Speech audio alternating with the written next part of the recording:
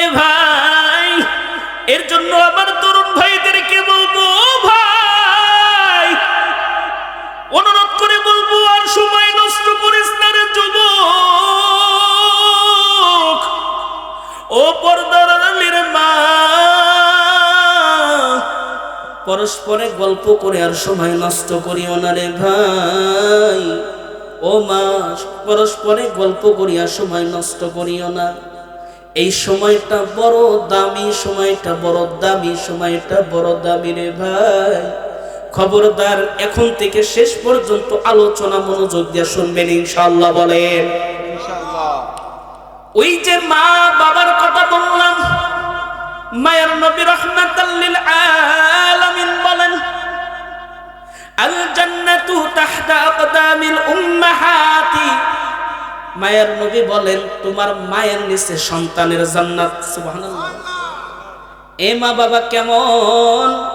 আল্লাহ রাব্বুল আলামিন সূরা লুকমানে 11 নম্বর রুকুর মধ্যে আল্লাহ রাব্বুল আলামিন বলেন, আমি মানুষদেরকে বারবার তাকিদ দিয়েছি যেন তাদের মা কষ্টের পর কষ্ট স্বীকার করে তোমাদেরকে, সন্তানদেরকে গর্ভে ধারণ করেছে।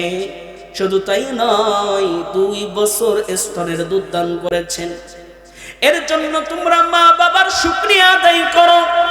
মনে রাখবা, শেষ পর্যন্ত কিন্তু আমি রবের কাছে তোমাকে আসতে হবে। এ ভাই, খবরদার খবরদার, মার সাথে বাবার সাথে যেন বেয়াদবি না হয় রে ভাই।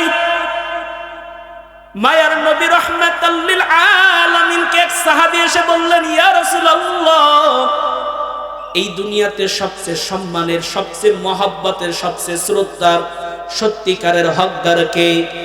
মায়ার নবী রাহমাতাল লিল আলামিন বললেন, তোমার মা। সাহাবী দ্বিতীয়বার আবার প্রশ্ন করলেন, ইয়া রাসূলুল্লাহ, এই দুনিয়াতে সবচেয়ে সম্মান পাওয়ার, সবচেয়ে শ্রদ্ধার, সবচেয়ে মহব্বত পাওয়ার সত্যিকারের হকদার কে? তৃতীয়বার আল্লাহ রাসূল বললেন, তোমার মা। তৃতীয়বার সাহাবী একই প্রশ্ন করলেন, তৃতীয়বার বললেন, তোমার মা। চতুর্থবার সাহাবী আবার বললেন, ও মালিক, ও মায়ের নবী, এই দুনিয়াতে সত্যিকারের হকদার, শ্রদ্ধা মহব্বত পাওয়ার সত্যিকারের হকদার কে? চতুর্থবারে বললেন, তোমার বাবা। ও ভাইয়ের আমার, ভালো করে বুঝবেন, তাহলে মার 3 গুণ হক, বাবার কয় গুণ? 1 গুণ। কারণ মার কষ্ট কম না বেশি? ওই মা 10 মাস 10 দিন তোমারে গর্ভধারণ করেছে, প্রসব বেদনার কষ্ট সহ্য করেছে, 2 বছর মায়ের স্তনের দুধ দান করেছে, এবং না বোঝা পর্যন্ত, সাবালক না হওয়া পর্যন্ত তোমাকে মানুষ করেছে, কোলে পিঠে করে তোমাকে বহন করেছে। এর জন্য মার হক কম না বেশি? এর জন্য বললেন, মার 3 গুণ হক আর বাবার 1 গুণ হক। কিন্তু খবরদার, মা বাবার কষ্ট দেওয়া যাবে না। মা বাবার কষ্ট দেওয়ার ফল কিন্তু ভয়াবহ, পরিণতি খারাপ। মা বাবার কষ্ট দিলে কিন্তু তোমার অবস্থা, পরিণতি, তোমার অবস্থা কিন্তু খারাপ হবে।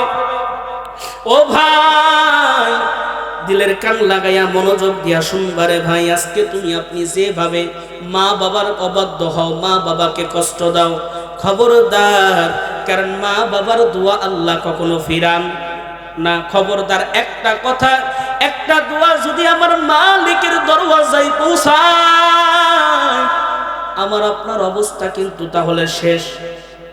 ও ভাই, এজন্য ভালো করে খেয়াল করে শুনবেন।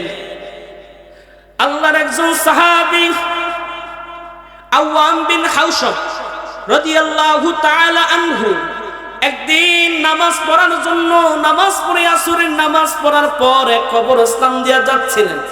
হঠাৎ করে ওই কবর থেকে একটি কবর ফেটে, ওই কবর থেকে একটা লাশ ওই জমিনের উপরে ওঠে। ওই ব্যক্তিটার মাথাটা, এই বুক থেকে মাথাটা গাধার মতো, আর বুক থেকে পা পর্যন্ত মানুষের আকৃতি। কবর ফেটে কবরের উপরে উঠে গাধার মতো 3টা চিৎকার দিয়ে আবার আগের পুণ্যের ন্যায় কবরের ভিতরে চলে গেল। আওয়াম বিন হাওশব রাদিয়াল্লাহু তাআলা আনহু এমন করুণ দৃশ্য দেখে অন্তরে ভয় ঢুকে গেল। আশেপাশের লোকদেরকে খুঁজতেছেন কাকে বলা যায়, কি এমন ব্যাপার, কি ঘটনা যার কারণে ওই ব্যক্তিটার এমন পরিণতি, এমন অবস্থা। ও ভাই, হঠাৎ করে তাকায়া দেখলেন ওই কবরের পাশে এক বৃদ্ধা মহিলা, করুণ অবস্থা। ওই বৃদ্ধা মহিলা ওই কবরের সামনে বসিয়া কান্না করে। আওয়াম বিন হাউশব এক ব্যক্তিকে ডাক দিয়া বলে, ও ভাই, ওই যুবকটাই বা কে? আর যুবকটার কবরে বসে, কবরটার পাশে বসিয়া যে মহিলাটা কান্না করতেছে, ওই মহিলাটাই বা কে?